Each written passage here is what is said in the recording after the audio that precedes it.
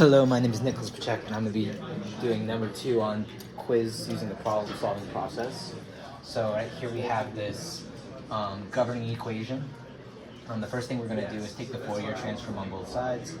So dy by dt plus 4y of t equals x of equals, so we're going to take, that's the first side of Fourier transform, equals the Fourier transform of x of t, like this.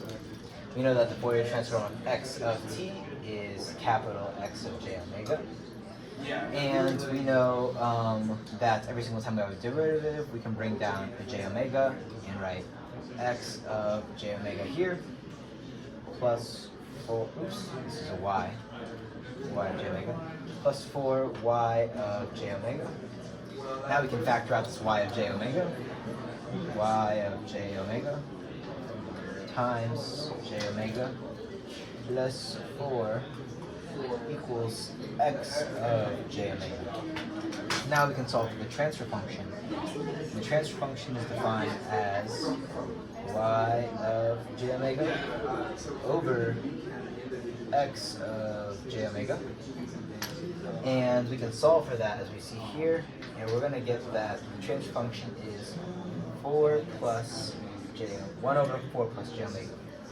Okay, now we're asked to find the corresponding output, so the corresponding y of t in the frequency domain for this specific function. Let's see if it's in frame. Yeah. So what we're going to do is we're asking for the frequency domain output, so y of j omega, we want to solve for that, and that's going to be h of j omega, which we already have, which is an element of the complex plane, so we already have this numerically. And we need to multiply that by x of j omega. Now we're given x of t, which is a function of the time domain. So now we need to transform that to the frequency domain, which we'll use the Fourier transform for. So we're given that we're going to write the Fourier transform for some arbitrary x of t, which is going to be evaluated from infinity to negative infinity of x of t e to the minus j omega t dt.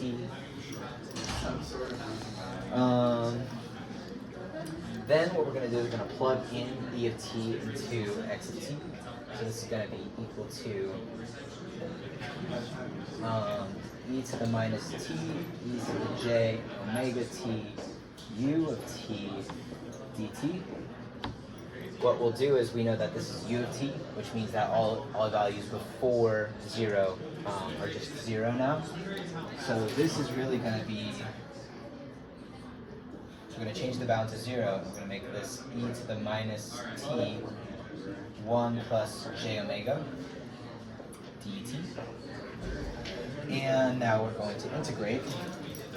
And what we're going to get is we're going to get a negative 1 up front over 1 plus j omega, evaluated at infinity and 0.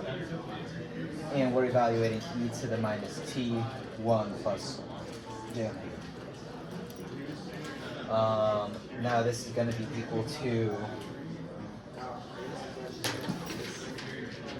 negative 1 over 1 plus j omega. And that's going to be e to the negative infinity, which is really just 1 over e to the infinity, which is really just e to the 0, which is really just 1.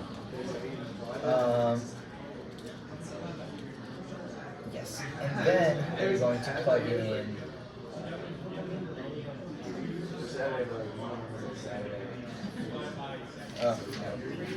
e to the negative infinity. This is 0. Then we're going to go minus e to the 0, and this is 1. So we're going to get equals 1 over 1 plus j omega. Because this right here is going to be negative 1, and negative 1 times negative 1 is that. So this is x of j omega.